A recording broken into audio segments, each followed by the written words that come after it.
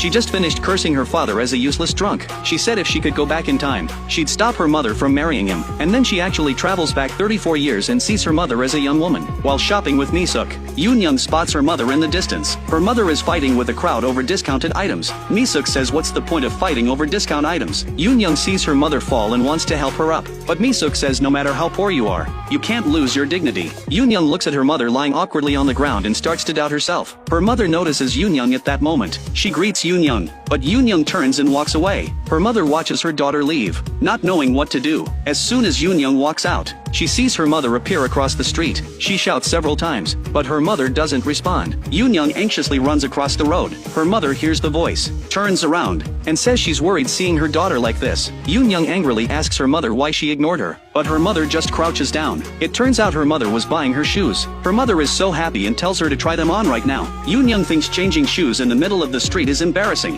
Her mother says it's because my daughter is so beautiful that the shoes are glowing. Yoon-young is surprised. She just said the same thing to Mi-suk, but Mi-suk was disgusted. Her mother thinks her daughter is unhappy. She quickly explains these were bought at full price, not from a discount store. This makes Yoon-young even angrier because that money was supposed to be for her mother's clothes. She doesn't want her mother wearing outdated clothes every day. She tells her mother to throw away the old scarf around her neck, but her mother gets angry. Her mother just leaves, and this becomes the biggest regret of Yoon-young's life. Yoon-young thought she'd have enough time to make it up. On her day off, she hung up on Mi-suk's call and turned off her phone. She went home thinking her mother would always be there waiting for her, but her mother wasn't home. At that moment, she receives a call that her mother has passed away. Yoon-young is filled with regret, but she can't change anything. No matter how much she cries or calls out, her mother won't respond anymore. Yoon-young turns her phone back on. She receives a text from Mi-suk firing her, but she doesn't care at all. She can't understand why her mother died there. That place is so far from their home, and her mother had never been there before. She opens her mother's suicide note.